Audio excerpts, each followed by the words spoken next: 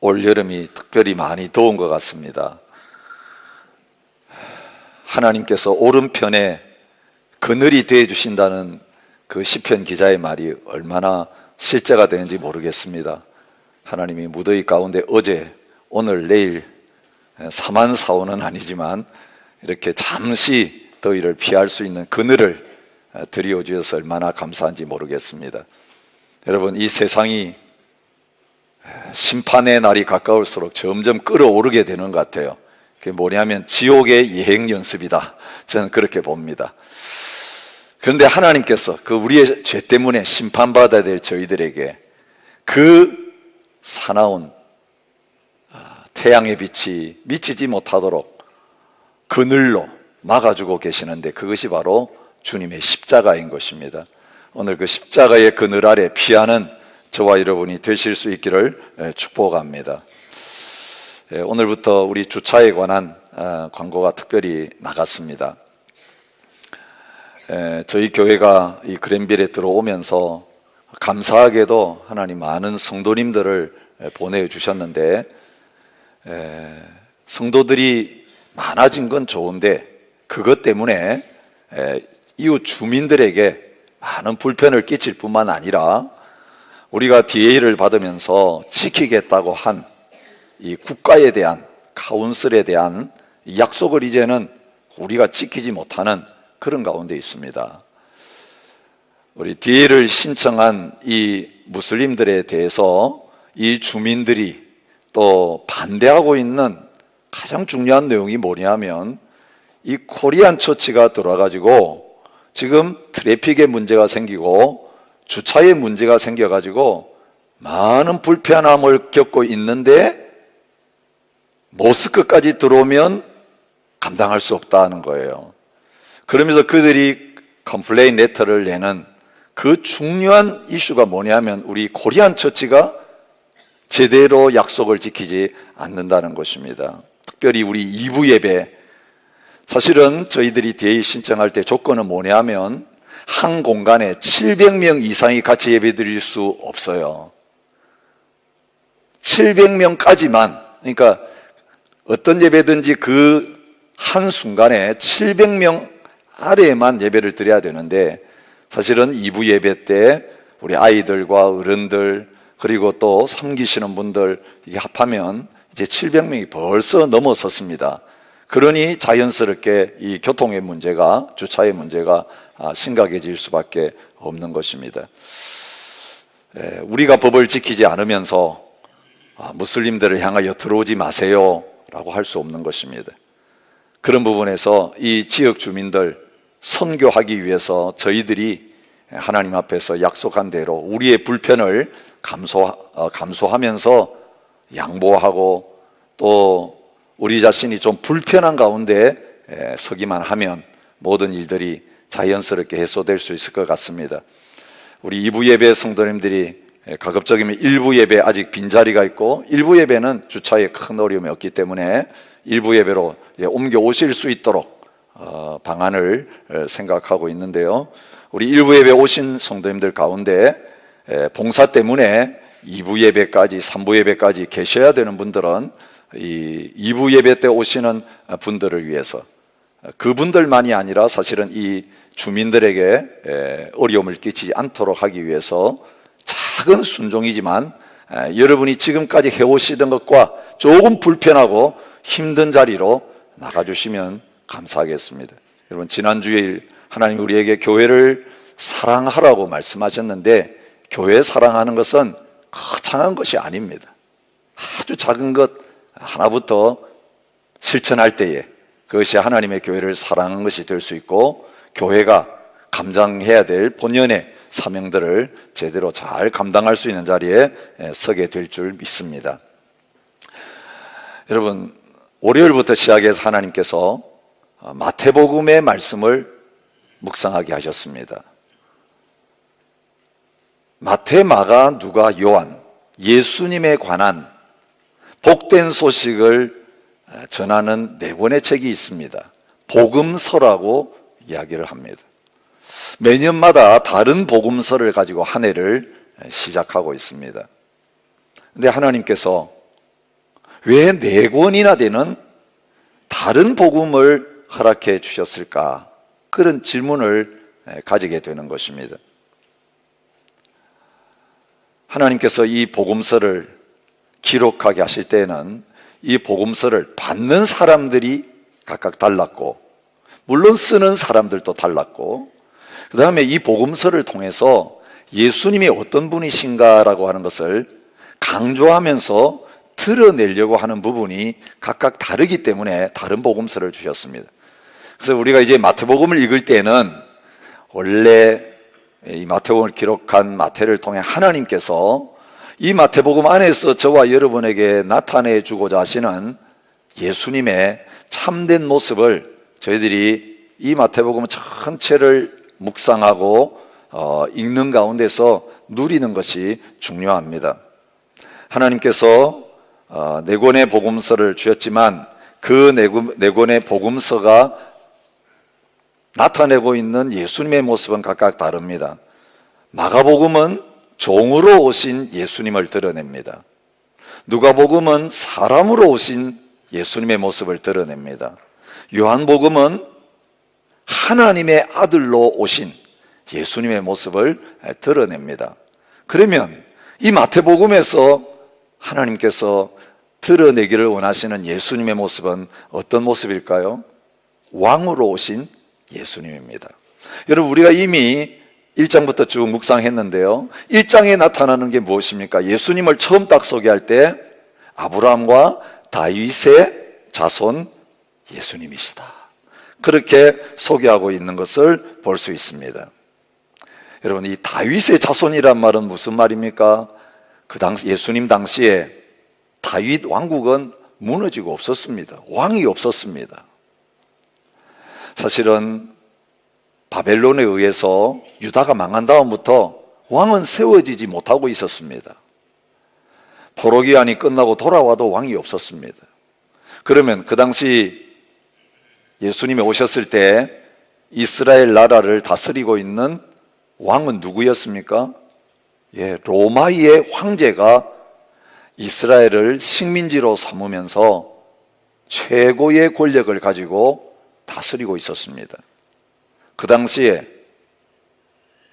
다윗의 후손인 왕은 없고 로마의 황제가 다스리고 있었고, 또 황제가 직접 와서 다스리지 못하니까 식민지로 삼으면서 대신해서 다스릴 수 있는 왕을 세웠는데 그 왕이 누구입니까? 우리가 이미 2장에서 묵상했던 헤롯 왕이었습니다. 예수님 태어날 때는 헤롯 대왕이 다스리고 있었고, 조금 있다가 헤롯 대왕이 죽고 나서는 그 아들들이 왕이 되었습니다. 성경에 보면 헤롯이 왜 이렇게 많이 나오나, 여러분, 아버지 헤롯과 아들 헤롯 이거 다 구별하셔야 됩니다. 그 아들들이 왕이 되었을 때는 분봉왕이라고 그랬습니다. 이스라엘 나라를 쪼개가지고 자녀들이 나누어서 다스렸습니다. 그러면서 그들이 실제적인 통치자 노릇을 하고 있는 가운데 있었습니다. 하나님께서는 유다가 망한 다음에 바벨론의 포로로 끌려가는 과정에서 선지자를 통해 약속하신 게 뭐냐면, 내가 다윗의 후손 가운데서 진정한 왕을 세울 것이다 약속해 주신 것입니다. 그 왕을 이스라엘 백성들이 기다렸습니다. 그 하나님이 세우실 왕을 메시아라고 그들은 불렀습니다.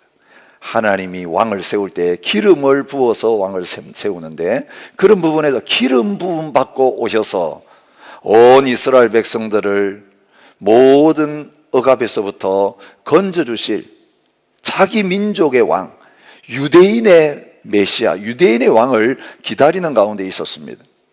그런데 예수님에 대해서 소개하면서 이 예수님이 바로 다윗의 혈통을 따라서 다윗의 후손으로 오신 왕이다, 그렇게 말하고 있습니다. 다윗의 자손이라는 표현은 마태복음에서 특별히 많이 나타납니다. 마가복음에 3번, 누가복음에 3번 나타나지만 예수님에 대해서 다윗의 자손 예수여라고, 다윗의 자손이라고 강조해서 9번이나 표현하고 있는 것을 볼 수 있습니다. 그 왕이 자기 백성을 죄에서 구원하시는 분이라는 것을 1장에서 말해주고 있습니다. 여러분, 우리가 성탄절 다 지났는데 동방 박사들이 와서 예수님께 경배하는 내용을 묵상할 때 어떤 기분이 드셨습니까? 여러분, 목자들은 예수님이 태어나자마자 가서 경배했지만 동방 박사들이 온 것은 거의 한 달이 훨씬 지난 다음에 동방 박사들이 와서 경배했을 것이라고 생각할 수 있습니다.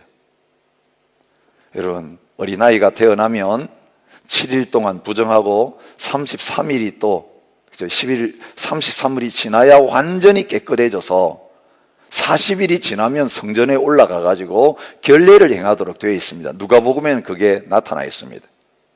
예수님이 그거 행할 때까지는 이스라엘에 계셨어요. 그죠? 동방 박사들은 들어와서 마구간에 가서 경배한 게 아니라 어디 들어갔다 그랬습니까? 집에 들어갔다 그랬어요. 그런 거 보니 누가가 기록한 그때가 훨씬 지나서 한참 다음에 동방 박사가 와서 예수님께 경배했다고 하는 것을 볼 수 있습니다. 그래서 시기적으로 지금 묵상해도 전혀 문제가 없습니다. 오히려 한 달쯤 지나서 묵상하는 게 훨씬 맞습니다. 여러분, 예수님에 대해서는 성탄절만 예수님의 탄생을 묵상할 게 아니고 우리의 모든 삶의 현장 속에서 늘 예수님이 어떤 분이신가를 기억하면서 이 예수님의 탄생 이야기를 묵상할 필요가 있습니다. 근데 예수님의 탄생과 관련해서 이 동방박사의 이야기에 보여주는 건 뭡니까? 유대인의 왕을 찾아왔는데 어디로 갔습니까? 예루살렘으로 갔습니다. 예루살렘이 수도니까 왕이 있는 것이 당연합니다. 온 성이 소동했습니다. 왜냐하면 그 예루살렘에는 가짜 왕이지만 헤롯이 왕으로 있었기 때문입니다. 헤롯 대왕 외에 누가 왕이 있다는 말이냐? 뒤집힐 수밖에 없었던 것입니다. 그러면서 그 헤롯 왕이 진정한 유대의 왕으로 태어나신 예수님을 찾아서 죽이려고 박해하는 그 사건이 2장에 나타나게 되는 것입니다. 예수님이 진정한 왕이시기 때문에 동방 박사들로부터 경배를 받으셨을 뿐만 아니라 왕국과 왕국의 싸움이 태어날 때부터 일어나고 있는 것을 2장을 통해 보여주시는 것입니다.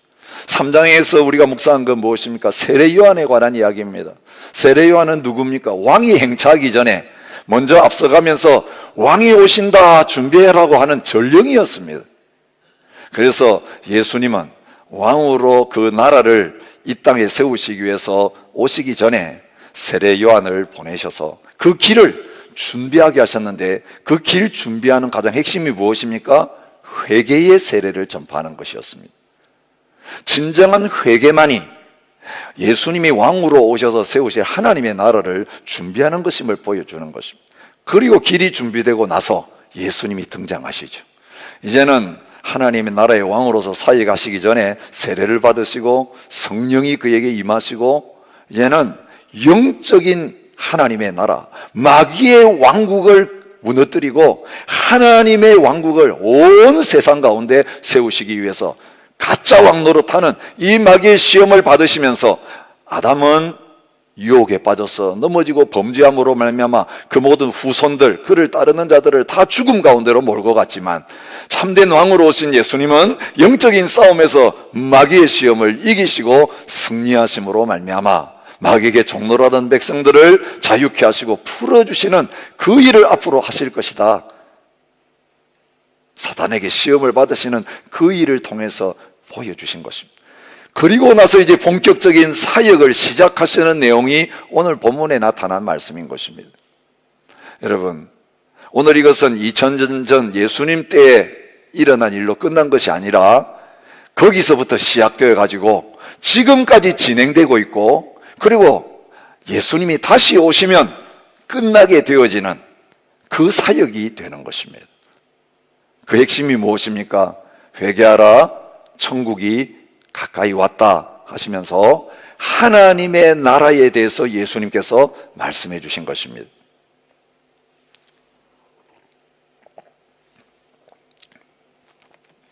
여러분, 우리가 바른 믿음 생활을 하려고 하면 진리를 바로 알아야 됩니다.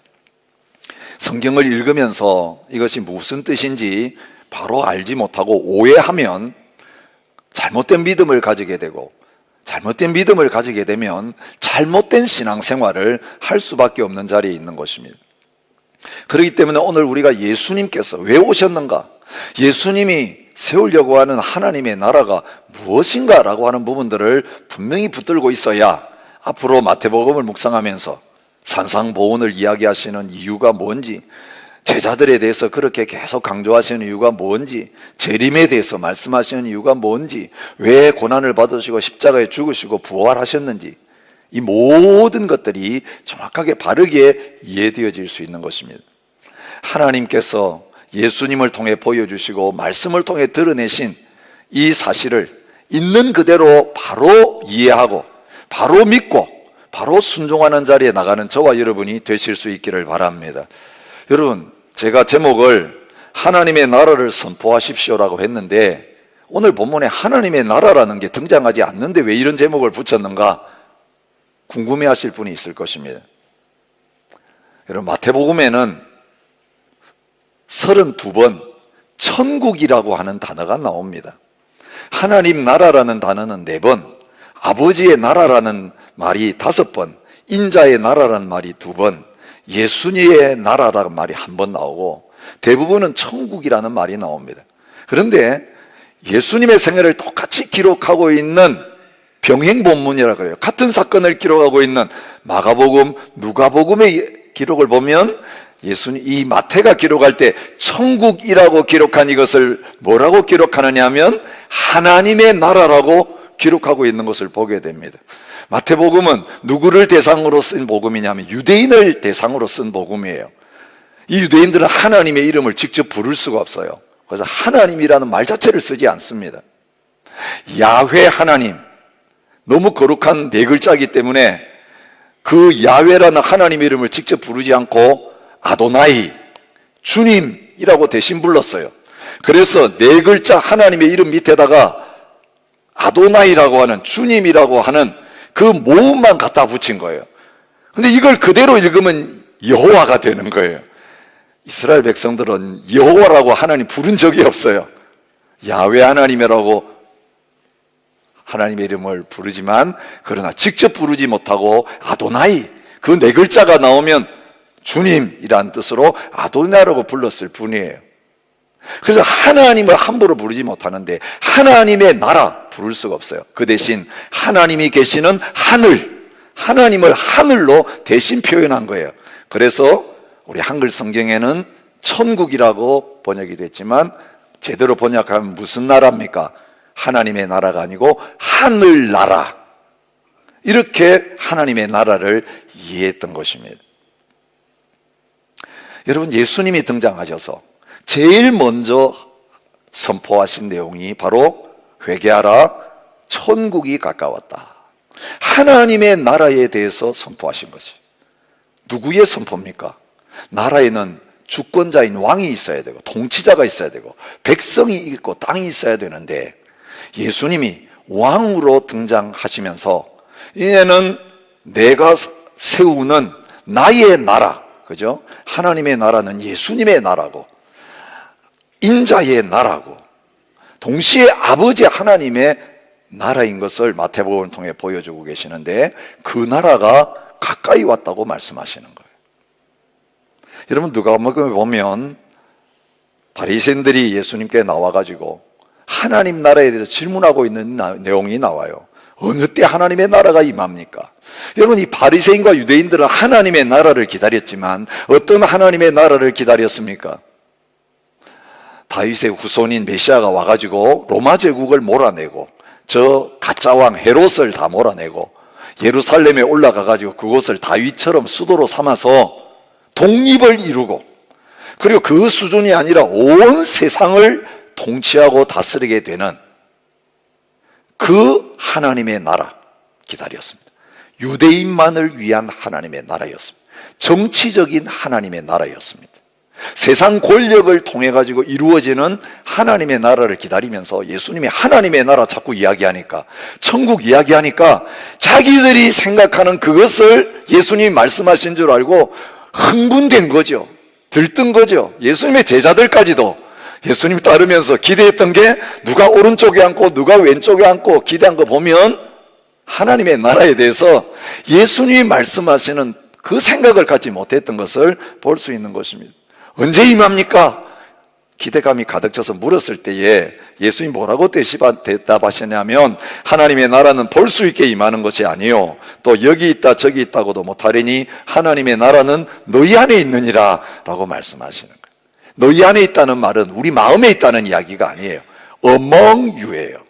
within you가 아니고, 번역한다면 너희들 중간에 있다. 여러분, 그 백성들, 그 바리새인들 사이에 지금 누가 계십니까? 예수님이 계신 것이에요. 왕인 내가 지금 이 세상에 와서 있다. 그러면 나의 나라는 왕이 있고, 이제 내가 백성들을 모으게 될 것이고, 그리고 내가 지금 다스리는 나의 통치가 실제로 임했기 때문에 이미 하나님의 나라는 너희 가운데 시작이 되었다. 이것을 말씀하시는 거예요. 그래서 우리 이미 살펴본 대로 세례 요한이 와가지고 전파한 메시지가 무엇입니까? 회개하라, 천국이 가까웠다. 하나님의 나라가 가까이 왔다. 여러분, 앞으로 오실 예수님을 드러내면서 그렇게 말씀하셨습니다. 예수님께서 제자들을 보내시면서 선포하라고 하신 내용이 뭐냐면, 너희가 가면서 천국이 가까이 왔다고 말해라. 이미 예수님이 오셔서 그 하나님 나라를 시작했기 때문에 이 하나님의 나라가 이미 이 땅에 임했다라고 하는 것을 말하고 있는 거예요. 여러분, 하나님의 나라는 왕이신 예수님께서 이 땅에 오심으로 말미암아 시작이 된 것입니다. 그리고 십자가와 부활을 통해서 이제는 온 열방과 민족들이, 온 죄인들이 다 하나님 나라에 들어올 수 있는 완전한 길을 열어놓으신 다음에 온 나라와 민족과 열방을 향하여 확장되어 가는 가운데 있는 것입니다. 우리는 지금 그 가운데 있는 것입니다. 우리가 한국 사람이지만 예수 그리스도를 믿음으로 말미암아 하나님 나라의 백성이 되는 이 특권을 누린 것이 바로 예수님이 오셔서 하나님의 나라의 문을 이제는 모든 이방인들을 향하여, 모든 민족을 향하여 열어놓으셨기 때문에 되는 거예요. 그리고 주님이 다시 오실 때에 그 하나님 나라는 완성되는 것입니다. 근데 오늘 우리는 천국 간다는 말을 할 때에 죽어서 들어가는 천국에 대해서만 생각하는 경우가 너무 많은 거예요. 특별히 마태복음을 읽으면 하나님 나라 생각하면 죽어서 가는 나라라고 생각하는 거예요. 그렇지 않습니다. 지금 예수님이 오심으로 2000년 전에 하나님의 나라가 이미 이 땅에 임했고, 우리는 주님이 가르친 기도를 하면서 나라이 임하옵시며, 그게 뭡니까? 아직까지 하나님의 나라가 확장되어서 모든 백성들이 이 나라에 들어오지 못한 사람들이 너무 많은데, 하나님의 나라가 땅끝까지, 모든 민족까지 이제는 임하게 하여 주십시오 기도하면서 그 하나님의 나라를 전하고 하나님의 나라를 선포하는 그런 가운데 있는 것입니다. 그리고 주님 다시 오셔서 이 나라가 이제 완성되게 하여 주옵소서. 그래서 우리는 부활의 영광스러운 몸으로 변해지고 새하늘과 새 땅에서 이제는 마귀가 완전히 쫓겨나간 가운데서 분쟁이 없고 죄악이 없고 아픔이 없고 고통이 없는 그 영원한 하나님의 샬롬이 충만한 그 나라에서 영원히 하나님과 더불어 살게 하여 주옵소서. 근데 예수님이 바로 지금 이 역사가 움직여가는 그 출발점에서 그 하나님의 나라를 선포하고 계시는 것을 볼 수 있습니다. 예수님이 선포하신 내용의 핵심이 뭐라고 성경이 말하고 있습니까? 하나님의 나라의 복음, 천국 복음을 전파하셨다, 그렇게 말하고 있는 것입니다. 여러분, 복음은 뭡니까? 하나님의 나라가 임했다는 게 복음이에요. 그래서 천국 복음, 하나님 나라의 복음, 이것이 같이 쓰여지고 있는 것을 보게 되는 것입니다. 그리고 예수님이 죽으시고 부활하신 다음에 40일 동안 세상에 계시면서 제자들과 나누셨던 가장 중요한 주제가 무엇입니까? 사도행전 1장 3장에 보면 40일 동안 제자들과 함께 하면서 하나님 나라의 일에 대해서 말씀하셨다는 거예요. 제자들은 이스라엘 나라를 회복하시는 게 있답니까? 바리새인들처럼, 다른 유대인들처럼 이제 다시 살아나셨으니까 이제 이 예루살렘에서 언제 그 나라가 임하는가 때를 기다리고 있는데, 예수님께서는 그 유대인의 나라, 이스라엘 나라의 회복이 아니라 하나님의 나라의 일을 마지막까지 말씀하시고, 너희들이 이제 해야 될 일은 유대 나라, 이스라엘 나라 회복하는 게 아니라 하나님 나라 회복하는 거라고 말씀하고 계시는 것을 볼 수 있는 것입니다. 여러분, 그 주님이 시작하시는 게 중요한 것이 오늘 이 땅에 있는 하나님의 나라 백성들인 저희들이 하나님의 나라를 눈에 보이는 모습으로 이 세상에 보여주는 하나님의 교회가 하나님의 나라를 어떤 모습으로 이 세상 가운데 확장해야 되는가에 대한 가장 중요한 DNA를 예수님이 하나님 나라를 선포하시면서 처음 시작한 이 본문을 통해 보여주는 것이기 때문에 중요한 것입니다. 자, 오늘 본문을 통해 확인할 수 있는 건 뭡니까? 이때로부터 예수님께서 하나님의 나라를 선포하기 시작하셨는데 어디서부터 하나님의 나라 사역을 시작하셨는가 굉장히 중요합니다. 사람들은 메시아가 나타난다고 할 때 어디서 나타나기를 기다렸느냐 하면 예루살렘에서 나타나기를 기다렸습니다. 여러분, 예수님이 마지막에 예루살렘에 들어가시잖아요. 어린 나귀를 타고. 그때 온 백성들이 열광했어요. 왜요? 예루살렘에 드디어 왕이 임하시기 때문에 그런 거예요. 만약 예루살렘에 예수님이 나타나셨다면 기다리는 사람들이 열광하면서 환영했을 수 있어요. 그런데 왕으로 오신 예수님이, 메시아로 오신 예수님이 모든 준비 딱 끝나시고 사역을 시작하신 곳이 어디라고 말하고 있는 것입니까? 갈릴리라고 말하고 있는 것입니다. 요한이 잡혔음을 들으시고 갈릴리로 물러가셨다가 나사렛을 떠나서, 나사렛은 예수님의 고향이죠. 어릴 때부터 사셨던 곳입니다. 애굽에 피난 갔다가 다시 돌아오셨던 곳이 나사렛이라고 우리가 이미 2장에서 살폈어요. 스불론 땅과 납달리 지경 해변에 있는 가버나움에 가서 사시면서 사실 뿐만 아니라 거기에서부터 하나님 나라를 선포하셨는데 제자 삼는 사역도 갈릴리 해변에서 시작하셨습니다. 가르치시고 전파하시고 병 고치는 사역도 온 갈릴리에 두루 다니면서 시작하셨습니다. 그것이 온 수리아에 퍼지고 갈릴리와 데가볼리와 유대와 예루살렘과 유대 땅으로 확장되어 갔어요. 예루살렘에서 시작해서 다른 곳으로 확장된 게 아니라 갈릴리에서 시작해서 확장되어 가고 있는 것을 보여주고 있습니다. 이것은 이사야서 9장 1절부터 2절의 말씀의 성취죠. 여러분, 오늘 그 예언의 말씀을 그대로 마태가 기록하고 있는 것을 봅니다. 갈릴리를 어떤 이름으로 부르고 있습니까? 이방의 갈릴리요, 그렇게 말하고 있습니다. 아니, 갈릴리는 유대 땅인데 스불론 지파, 납달리 지파가 거기 자기 기업으로 분배받아고 살던 땅인데 무슨 이방 땅이냐, 우리가 그런 질문을 할 수 있는 것입니다. 그런데 솔로몬 왕국이 둘로 나누어졌을 때에 이 갈릴리는 북왕국 이스라엘에 속한 땅이었고 제일 북쪽이었습니다. 그러다 보니까 바벨론, 페르시아, 마게도니아, 애굽, 시리아 외국 민족으로부터 전쟁이 나면 제일 먼저 쳐들어오는 지역이 되었습니다. 그래서 끊임없이 외국 사람들이 의해서 점령당하고 그 민족들이 거기 많이 살게 되는 그런 지역이었습니다. 예수님 당시에도 갈릴리 지방에는 이방인들이 많이 살고 있었고, 그래서 사람들이 생각할 때에 유다 지방이 아닌 저 갈릴리 지방은 좀 낮은 국민들이 사는 곳이라고 생각한 거죠. 사마리아는 아예 이방인과 같은 지역이니까 통과도 안 하고 둘러서 가고, 갈릴리 사람들 생각할 때는, 여러분 우리나라에도 지역 감정이 있는 거 아시죠? 제가 어떤 지방 출신인지 말씀은 안 하겠습니다. 말하는 거 봐도 어떤 지방 사람, 이 천대하는 그런 게 있어요. 근데 이 갈릴리 사람들이 바로 그런 천대를 받았던 것을 볼 수 있습니다.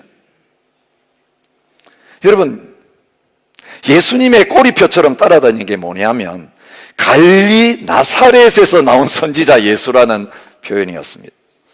예수님 따르는 제자들에게 따라붙었던 꼬리표도 뭡니까?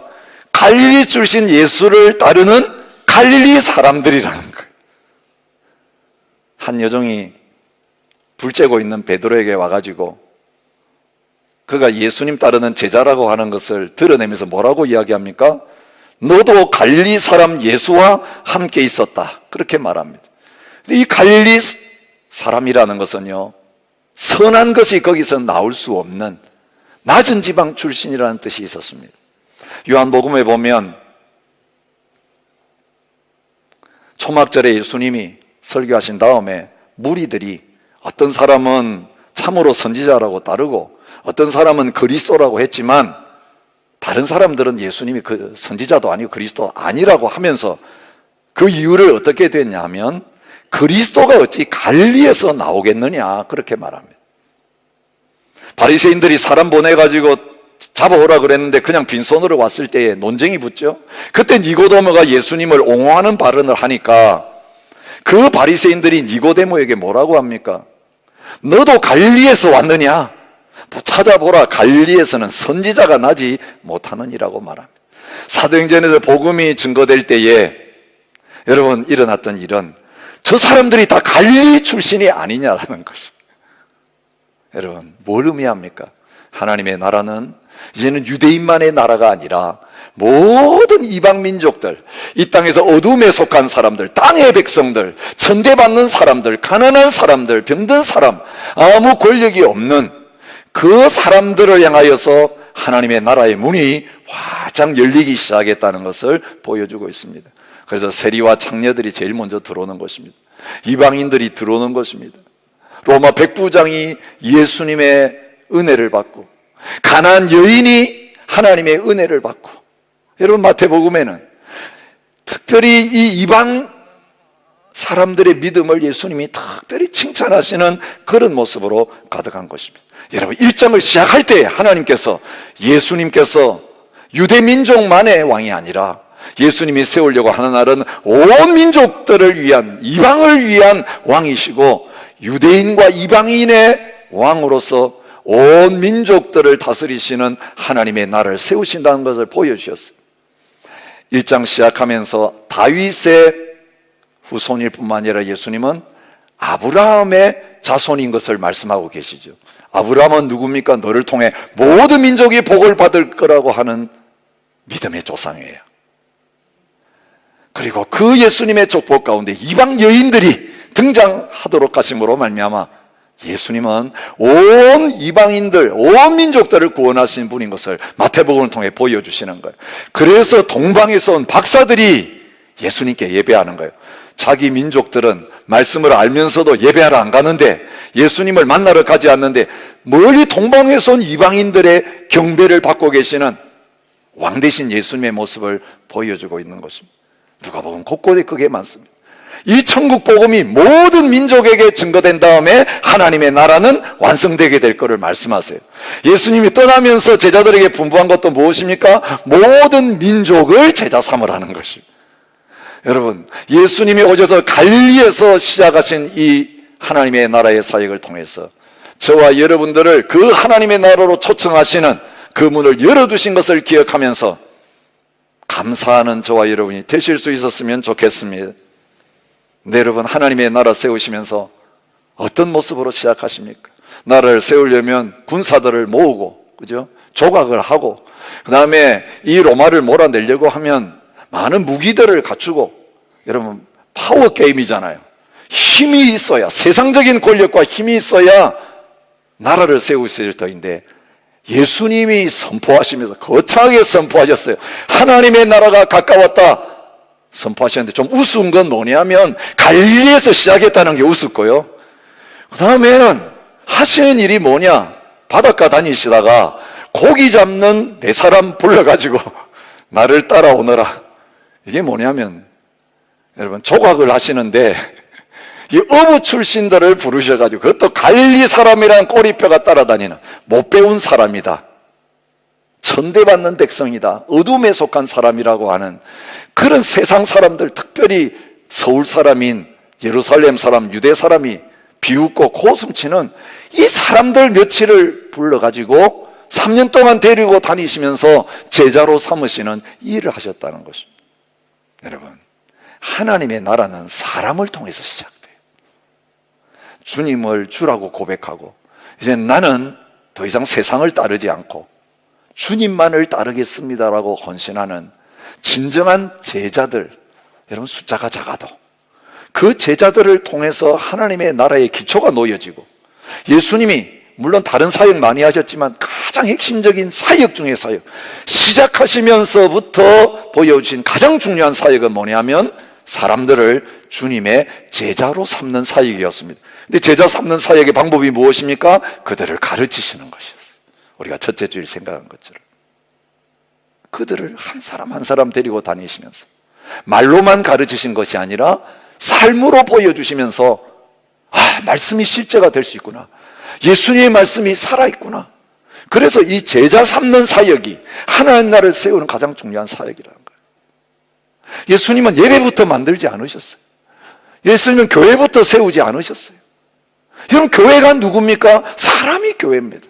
그래서 진정한 교회의 기초가 될 수 있는 한 사람 한 사람 찾아가셔서 불러서 훈련시키시면서 주님의 제자들을 삼으시고, 결국 그들이 나가서 주님으로부터 배운 것을 가르쳐서 또 다른 제자를 만들면서 하나님의 나라가 모든 민족 가운데 확장되어 가게 만드신 것을 오늘 말씀을 통해 볼 수 있는 것입니다. 그리고 예수님이 또 한 가지 중요한 일을 하셨습니다. 무엇입니까? 가르치시고 하나님 나라를 전파하실 뿐만 아니라 모든 병과 약한 것들을 고치셨어요. 병든 자들을 고쳐주시고 귀신에 눌려서 고통당하는 사람들에게서 귀신을 쫓아내시는 치유 사역을 하신 것을 우리가 말씀을 통해서 볼 수 있습니다. 군사적인 능력, 정치적인 능력이 아니라 성령의 능력으로 모든 죄와 사망과 마귀의 권세 메인 자들을 풀어서 자유케 하시는 것을 보여주셨어요. 예수님이 의료 사역하셨다는 게 아니에요. 여러분, 병든 자를 고치시면서도 주님께서 특별히 어떤 병든 자들을 많이 고치셨습니까? 귀신이 들려서 병든 사람들, 그죠? 말 못하는 귀신 들은 사람, 그죠? 이렇게 귀신이 그에게 있어서 간질하면서 넘어지는 사람들, 여러분, 모든 병이 귀신으로부터 오는 것 아니에요. 그러나 예수님께서는 그 귀신 때문에 병들린 자들을 고치시면서 먼저 무엇을 하십니까? 그 귀신을 쫓아내시는 거예요. 여러분, 가짜 왕, 마귀, 귀신에게 매여서 종로로 타는 사람, 영적으로만 종로로 타는 게 아니라, 여러분 아시죠? 우리 영혼이 죽으면 우리의 육신도 질병과 고통 가운데서 함께 죽어가는 것이에요. 죄가 들어올 때 그런 모습으로 들어왔어요. 그래서 예수님은 그 모든 죄의 문제를 해결하실 뿐만 아니라 그 죄 때문에 생겨졌던 모든 육신적인 질병까지도 함께 고치시면서 하나님의 나라가 한 개인의 삶 속에 그 땅 가운데 실제로 능력 있게 임한 것을 보여주고 계시는 것을 볼 수 있습니다. 마태복음 12장 28절에 보면 예수님이 귀신의 능력으로 귀신을 쫓아낸다고 비난할 때 하신 말씀이에요. 내가 하나님의 성령을 힘입어 귀신을 쫓아내는 것이면 하나님의 나라가 이미 너희에게 임하였느니라. 여러분, 하나님의 나라는 말이 아니라는 거예요. 하나님 나라가 가까웠느니라 말로만 선포하는 하나님의 나라가 아니라는 거예요. 오늘 우리가 복음을 선포할 때에, 하나님 말씀을 전할 때에 이 복음을 선포하는 제자들에게 하나님 약속하신 게 뭐냐면 성령이 너희에게 임하셔서 증인이 될 것이고, 증인이 되어서 복음을 선포하면 성령의 권능이 너희에게 임하게 될 것이다. 여러분, 예수님이 성령 충만하심으로 말미암아 병을 고치시고 모든 귀신을 쫓아내신 것처럼 사도행전을 통해 보여주시는 것은 성령이 임하셨을 때 이 제자들이 복음을 전하기 시작할 때에 사람들이 예수님을 믿고 복음을 믿도록 하기 위해서 복음 듣는 사람들에게 붙었던 병이 떠나가고 귀신이 떠나가는 하나님 나라의 능력과 권세가 나타나게 된 것을 보는 것입니다. 하나님 나라는 말에 있지 아니하고 오직 능력에 있음이라는 겁니다. 여러분, 오늘 우리가 복음의 능력을 잃어버린 이유는 이 복음의 능력, 성령의 능력을 잃어버린 채 말만 남아있기 때문에 그런 것입니다. 여러분, 우리가 행하지 아니하는 복음, 우리가 경험하지 않는 하나님의 나라를 누구에게 전하면서 오라고 할 수 있겠습니까? 예수님은 갈릴리에서 시작했습니다. 어부 출신의 배우지도 못한 사람들을 제자로 부르면서 사역을 시작하셨습니다. 그 주위에 몰려든 사람들은 귀신 들린 사람, 병자들이 대부분이었습니다. 여러분, 그 백성도 부르려면 좀 건강한 사람 뽑아야 되지 않겠어요? 공부 많이 한 사람 이력서 받아가지고 뽑아야 되지 않겠어요? 근데 주님의 주위에 몰려든 사람은 세상적인 눈으로 볼 때는 희망 없는 사람들입니다. 여러분, 헤롯이 생각할 때 뭐 왕이라고 메시아라고 그래서 정보원을 풀어가지고 도대체 예수라는 사람이 메시아라고 그러는데 무슨 일을 하는가 살펴보고 보고해. 로마 총독이었던 빌라도가 그 소식 듣고는 위협을 느껴가지고 또 반란이 일어나는 거 아니야? 그래서 군인들 다 보내가지고 전부 다 한번 조사해봐라고 했을 때 보고서 받고 어떻게 했겠습니까? 아무것도 아니구나. 뭘 하고 있더냐? 병자들 고치고 있고 뭐 귀신 들린 사람들 쫓아내고 모이던 사람들 보니까 또 별것 없는 사람이고 제자라고 뽑은 사람들 보니까 다 형편없는 사람들입니다. 그래? 그러면 아무것도 아니구나. 이를 대상을 선택하시고 그렇게 하신 거예요. 여러분, 이 갈릴리에서 시작한 하나님의 복음은 온 유대와 사마리아와 그리고 모든 민족과 땅끝까지 이제는 죄와 사망의 권세 매인 모든 민족들을 자유케 하시고, 그 예수님이 왕 되시기 때문에 죄와 사망의 권세에서부터 다 자유함을 얻고 마귀에게 종노릇한 자들이 풀려나가고, 이제는 그 고통이 이제는 변하여서 기쁨이 되어지는 놀라운 역사로 저에게 나타나고 있는 것입니다. 여러분, 이 하나님의 나라가 저와 여러분 가운데 우리 안에 임하는 놀라운 역사 일어나는 한 해가 되시기 바랍니다. 여러분, 마태복음에 나타난 이 사건과 역사들 묵상하면서 주님이 왕이시고 십자가 부활을 통해 이 복음을 완성하셔서 이제는 보좌에 앉아서 모든 열방과 민족을 다스리는 분이시고 다시 오실 왕이시라면 그 주님을 온전한 나의 왕으로 모시면서 그 통치를 받게 하여 주옵소서. 우리 그 결단이 있어야 될 것입니다. 여러분, 예수님 만난 다음에 이거 경험하셨습니까? 마귀가 떠나가는 걸 경험하셨습니까? 귀신이 나에게서 떠나가서 죄 중독이 풀어지고 온갖 잘못된 습관들이 끊어지고 내가 자유함을 얻는 짐이 벗겨지는 그 역사를 경험하셨습니까? 주님을 만났던 백성들은 하나님의 나라가 이론으로만 임한 게 아니라 실제로 그들 가운데 역사하는 것을 경험했습니다. 저와 여러분이 그 하나님 나라에 들어가는, 그리고 예수님의 통치를 받기 시작함으로 말미암아 이제는 회개하라 천국이 가까웠느니라. 오늘 우리가 섬기던 가짜 왕들, 우리의 삶 속에 주인 노릇하던 그것들 다 내려놓고 참왕이신 주님만을 따르고 섬기는 그 왕의 법인 말씀의 통치에 굴복하고 복종하는 자리에 나가는 저와 여러분 되시기를 바랍니다. 여기가 하나님의 나라의 시작입니다. 그 백성들이 하나님의 백성입니다. 회개하고 예수님을 왕으로 모신 사람들이 교회입니다. 교회 안에 들어와 있지만 진정으로 나의 삶 속에 회개가 없고 왕을 바꾸지 않고 예수님이 온전한 왕이 되시지 못했다면 죄송합니다만 여러분은 하나님 나라의 백성이 아니라 마귀의 나라의 백성입니다. 세상 나라의 백성입니다. 여러분, 하나님 나라의 백성이 됐으면 이제는 우리가 구해야 될 게 뭐냐면 하나님의 나라와 의를 구해야 되는, 더 이상 세상 나라 구하는 자가 되면 안 됩니다. 세상 국기 들고 여러분 흔드는 자가 되면 안 됩니다. 우리 호주 사니까 호주를 사랑해야 합니다. 여러분, 오스트레일리안 데이 우리가 호주 국경일로 기념해야 합니다. 호주는 호주 사람만 있는 곳 아니잖아요. 여러분, 백인들만 사는 나라가 아니잖아요. 하나님이 열방의 문을 여셨어요. 원래 살던 이 원주민들을 향하여서 우리가 마음을 가지고 가야 돼요. 여기에 하나님 보내시는 모든 민족들을 우리가 바라보며 나아가야 돼요.